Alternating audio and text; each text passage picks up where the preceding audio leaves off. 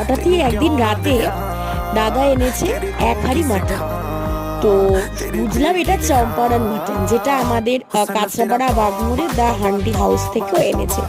তো একটা পুরো হাঁড়ি এনেছে, যার মধ্যে মাংস ছিল প্রায় 750 থেকে 800 গ্রাম, আর মাংস ছিল 10 পিস, আর এই পুরো হাঁড়িটার দাম নিয়েছিল 700 রুপিস। চম্পারন মাটনটার খেতে দারুণ ছিল, আর মাংসটা ছিল যেমন সফট তেমন জুসি।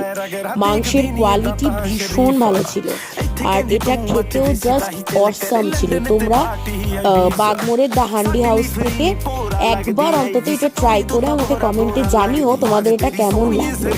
আর আমার মতে লুচি বা পরোটার থেকে এটা রুটি বা ধোয়া ওঠা ভাত এটা দিয়ে খেতে ভীষণ ভালো লাগবে।